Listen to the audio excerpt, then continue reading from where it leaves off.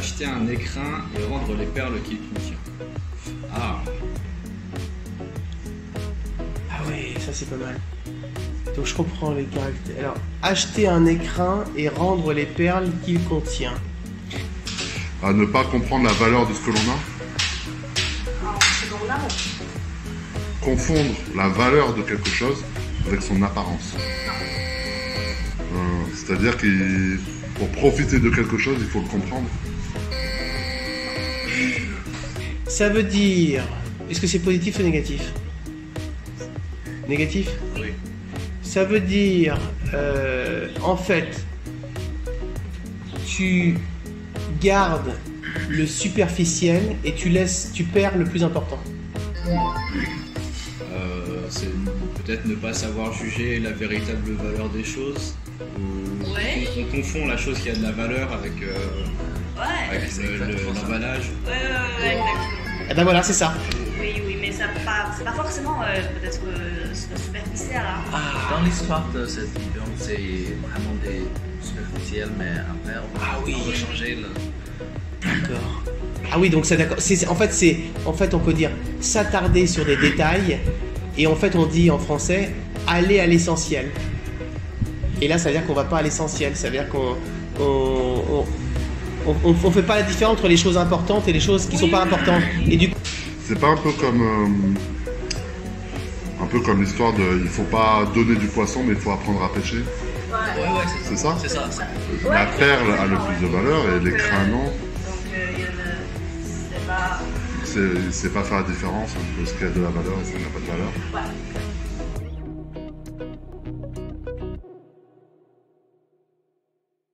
se boucher les oreilles pour voler une clochette. Ça c'est bête aussi. Hein. Se boucher les oreilles pour voler une clochette. Ah, parce que c'est pas possible de voler une clochette et de se boucher les oreilles en même temps. Non. Des fois, il y a des choses qu'on peut pas tout avoir, il faut choisir.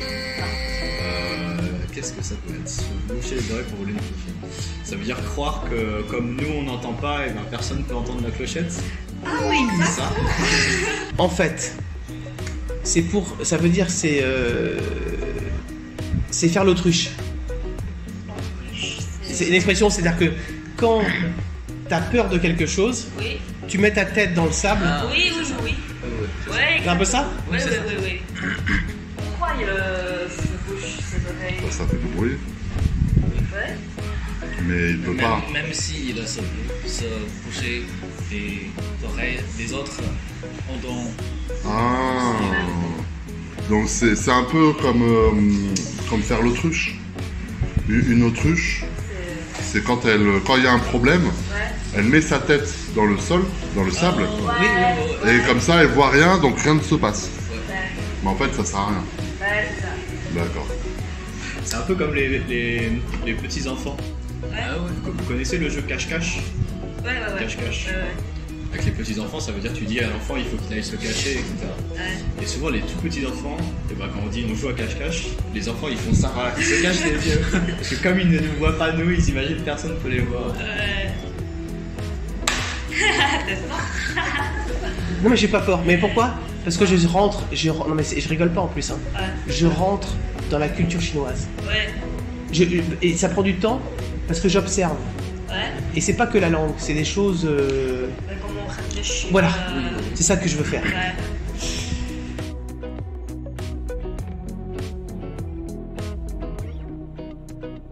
Jouer du luth devant un bœuf. Alors là, ça c'est négatif aussi. Oui. Ça veut dire, c'est... alors il y a plusieurs interprétations. Soit se tromper de public, Oui. soit ne pas être au bon endroit pour faire les choses. Tu penses que c'est lequel? C'est que si t'es pas au bon endroit, les gens ne pourront pas apprécier qui tu es. Oui. Ça veut dire...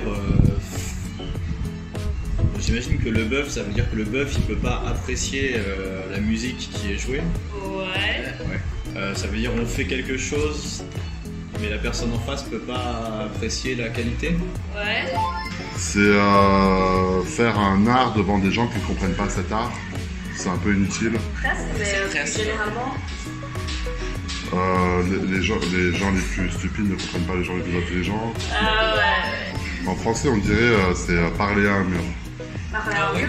C'est Ouais. comme parler à un mur. Ouais. Qui ne comprend pas. C'est super ça. Ouais, pourquoi? Ah, c'est intéressant, hein. Ah ouais. Moi, je trouve ça vachement intéressant. Hein. Ouais.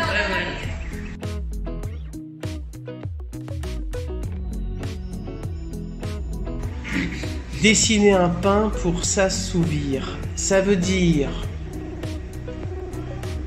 quand on ne peut pas avoir ce qu'on veut,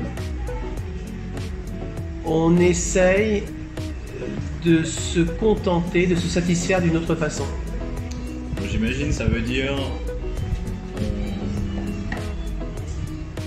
on ne peut pas avoir la chose en vrai, donc on dessine pour l'avoir, mais ça peut pas être dessiné pour l'avoir. Donc on le fait soi-même, je sais pas, ou on essaie de trouver une autre solution. Non. Une partie vraie, une partie vraie. Une partie vraie. La partie vraie, c'est on peut pas avoir la véritable Ouais. chose. Alors qu'est-ce qu'on fait si on ne peut pas avoir la véritable chose? Dessiner.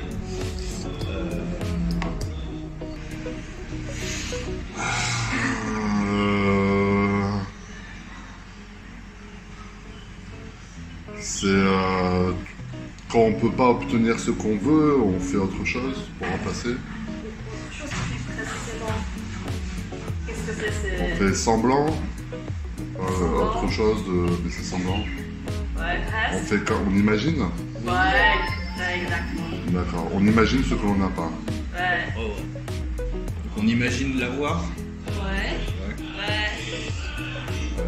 Pour essayer de se contenter soi-même, C'est trop dur. Ah, ou alors c'est faire une chose fausse parce qu'on peut pas avoir la vraie, Pas vraiment fausse. ou faire une copie.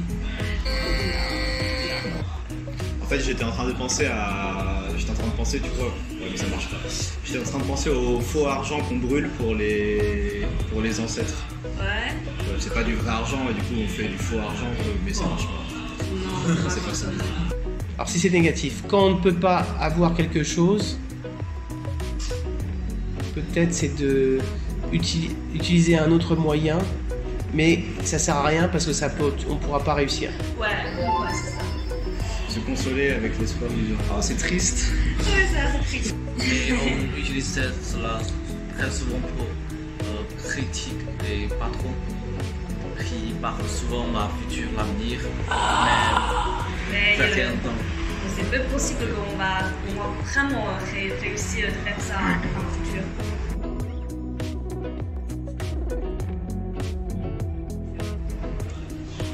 Grenouille vivant au fond d'un puits. Waouh. Là c'est difficile. Grenouille vivant au fond d'un puits. Je pense que des fois les images me trompent. Hein. Grenouille vivant au fond d'un puits. Alors, est-ce que c'est négatif, j'imagine? Oui. Alors ça c'est très je pense que c'est très profond, au sens propre et figuré. Oui. C'est assez compliqué. Est-ce que c'est compliqué ou pas? Non, pas trop. Ah bah, je cherche trop compliqué alors. Grenouille vivant au fond d'un puits, Peut-être. c'est que t'as beau faire du bruit, en fait ça sert à rien parce que t'es coincé. Non. Ça veut dire que t'es pas libre. Bah, peut-être que la grenouille au fond de son puits elle est contente parce que c'est son domaine. Parce qu'il y a de l'eau, il y a des plantes, donc la grenouille au fond de son puits elle est contente. Mais en général les gens ils aiment pas vivre au fond du puits, donc peut-être que en fait tout le monde peut trouver son bonheur à sa façon, non?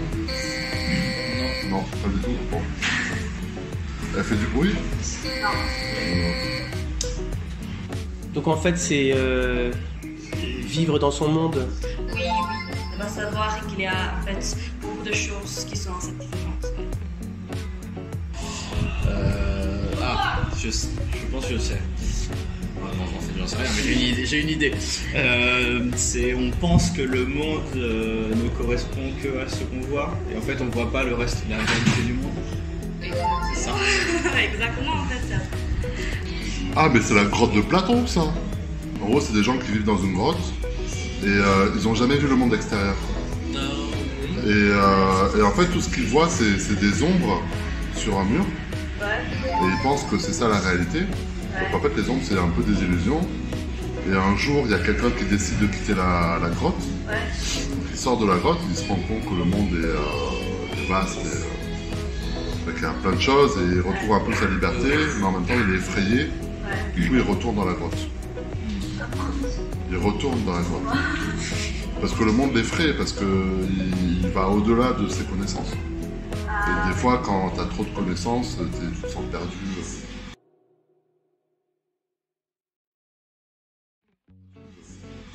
Les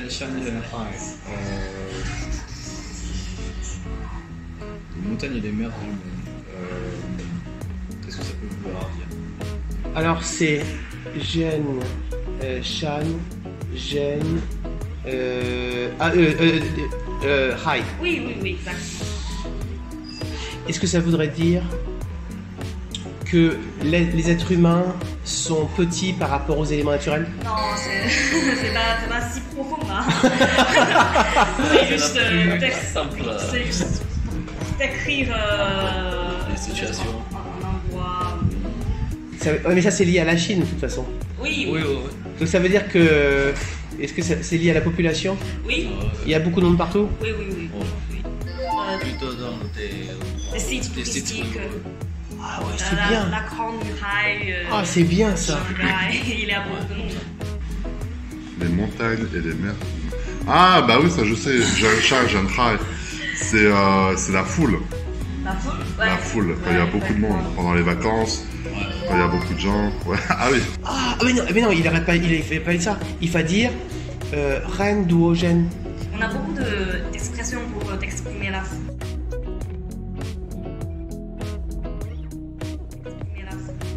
Mais c'est facile pour toi, n'est-ce pas?